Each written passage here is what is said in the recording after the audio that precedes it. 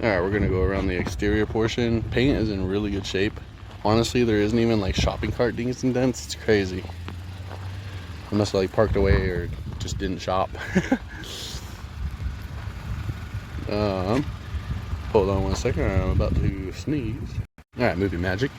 So on the front lights here, you do have like this haze, oxidation. It might be able to get sanded off. The plastic ones are a little hard. And I don't know if the camera will pick it up very well, but there is a mark here from an impact. You can see where it broke the grill as well. Now inside here in the grill, you can see the foam back here is still intact in one piece, but it does have like a little bit of an indent pushing on the foam and some cracking there.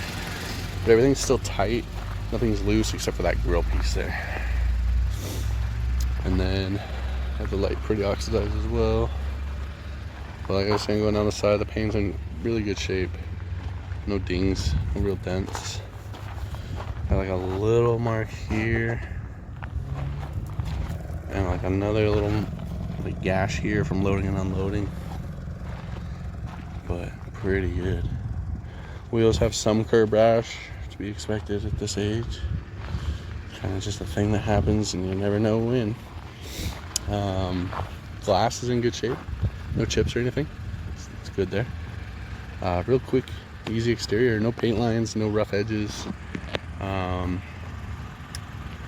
Honestly, like, here, I'll show you the insides here.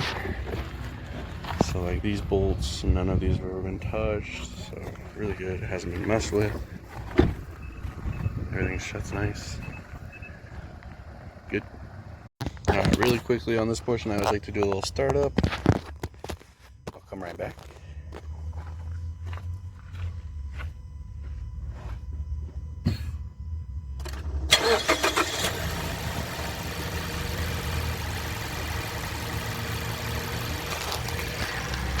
Alright. So, engine bay, got a 4-cylinder on this guy. The front wheel drive ones have a turbo option, the all-wheel drives do not. Overall, car drives really good and everything, pretty smooth. Oil is nice and full, fluids all look pretty good, except the brake fluid was a bit dark, a little over full for my taste. Typically you want to service those about every 3 years, just keep moisture out of your system. Now, if you listen close, you'll hear that tapping sound. Basically on these newer vehicles with the direct injection, you're hearing the pulse fire of the injectors.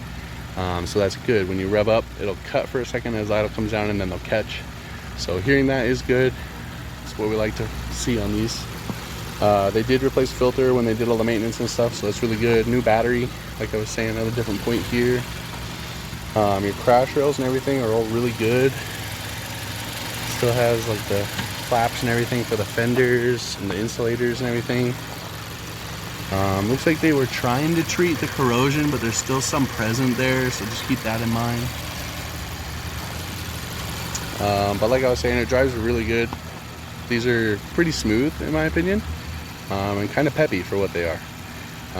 When I was driving around, it said we were getting like 24-25 miles per gallon, and I was being a little spirited, so that's pretty cool. Not a whole lot on these. They are an electric assist power steering. The transmission is a service only on these. It's down in there like a gearbox. Essentially these do have their own specialty fluid for them, and I believe at 120 it should have been serviced twice at that point, so just check your records. If you don't have any history, it'd probably be beneficial to lead it in sooner than later and just make sure that fluid's nice and fresh. When it was cold, it gave me a little bit of a shift that was kind of harsh between 1 and 2, but as that warmed up, that seemed to dissipate out. So just definitely do your diligence on that. Overall, it looks like it was pretty well taken care of. The other one I did note, your serpentine belt, the rubber is basically smooth. So they're normally like a textured belt, right? And like over time, they're kind of bald like as same as tires. So just keep an eye on that. It's not really cracking or anything, but it is, like I said, smooth and showing some like almost like separation of the rubber starting to form. So sooner than later on that, especially with the heats we get around here. And we'll stop on the engine bay there. Alright, so we're going to use this little mirror here. This is kind of how I look underneath vehicles. Chin plate and splash guards all still intact and present. I always go from front to back to see if anything's been hanging down, loose, sagging, dragging, or any kind of wet areas. All looks really good. All the plastics are still there and in one piece. So now we're just going to kind of go to each corner area where the lift points are and kind of check those sections out. Okay, so we are at the driver front corner. This is your lift point area. Nice good pinch weld, it's not folded or broken or smushed. Cat you can see is still present there. And subframe and everything looks really good. Body looks good, no rust or any kind of damage. Chipping away at the paint. We're gonna go to the rear. Alright, driver's side still in the rear. See the exhaust. See the front portion of the rear end.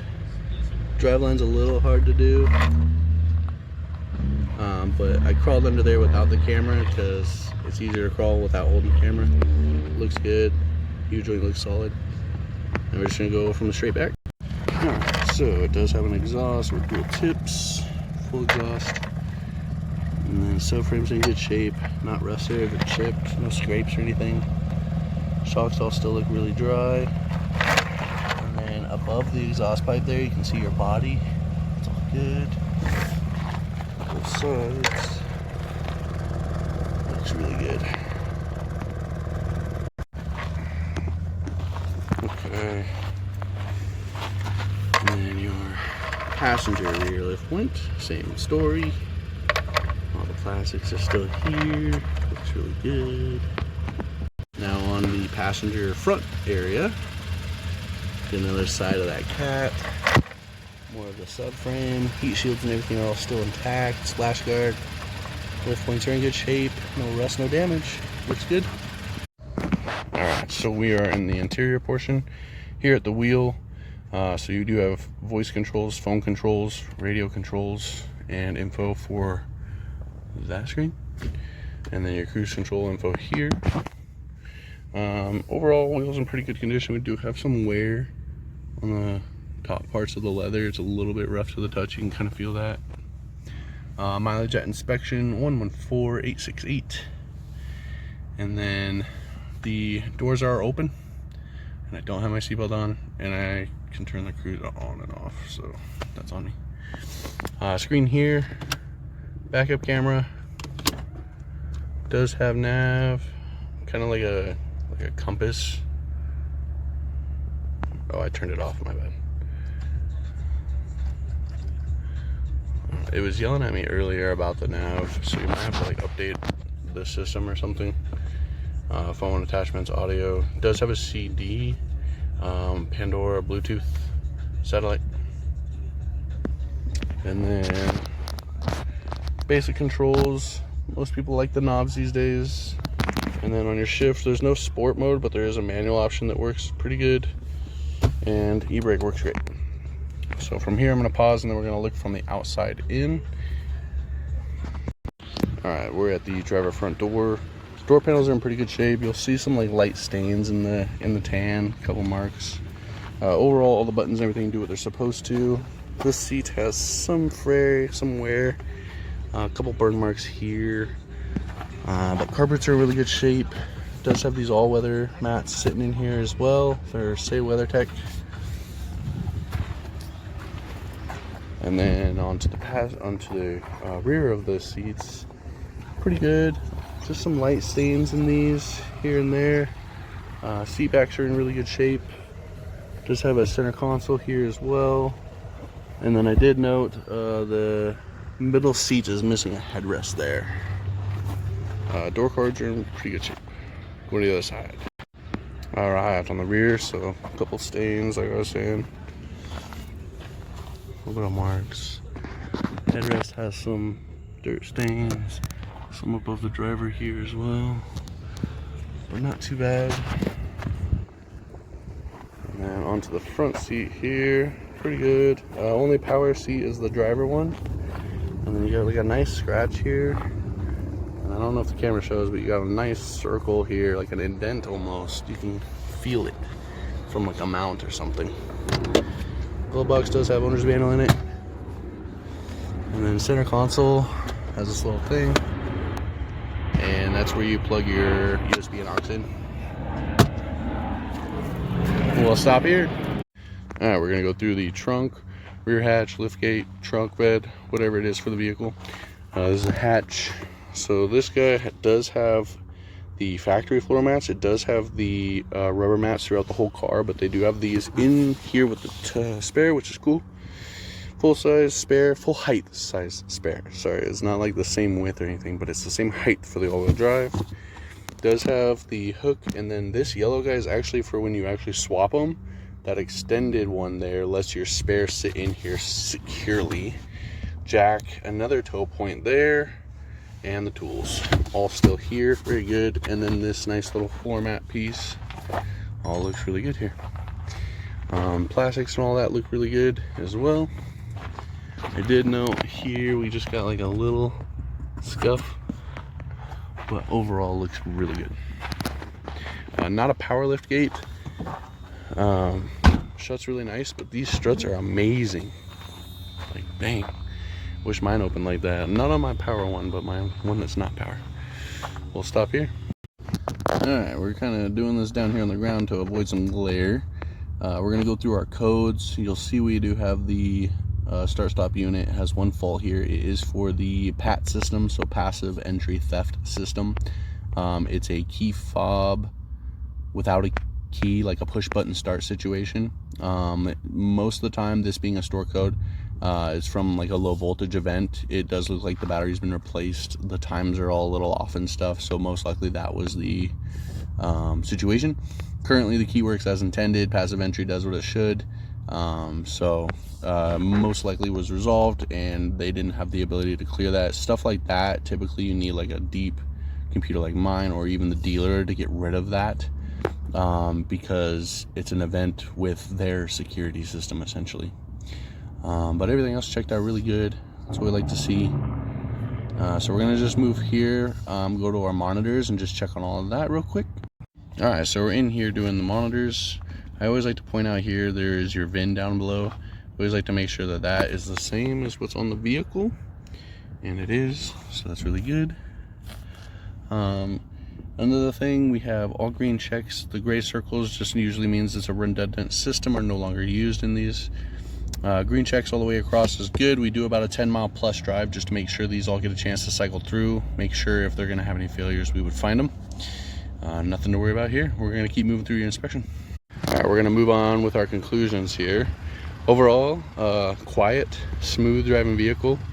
My main thing was a couple hard shifts between 1 and 2 when it was cold. As it warmed up, that did dissipate.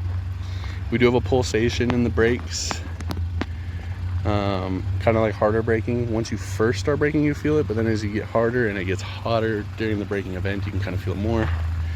Some damage in this front corner here. Plastics, they just don't take much of a beating.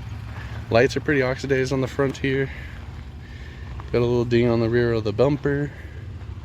Some wear on the seats on the inside. Tires and everything are in really good shape. For me, I would touch base on records of the transmission being serviced. The brakes are all recently done, but the rotors don't look like they've been replaced in that time period, just based on how the fronts look. They got a little bit of a deep groove on there. Some good surface rust. It's been a lot more time than the rest. So you can kind of see there. But beyond that, car does everything you would expect it to. Drives great. Sounds good. No weird noises except for in the rear on bumps. We have that loud squeak. But I couldn't get it, like if I'm here and I'm standing on this edge and I kind of bounce the car, nothing. If I get in the trunk there and I bounce the car, nothing. But if I go and hit these bumps as I'm driving on the road, you can hear it. So maybe more of the impact of the way the car at speed. But that's all I really got. Glass and everything's in really good shape. Car's not in bad shape. Looks good.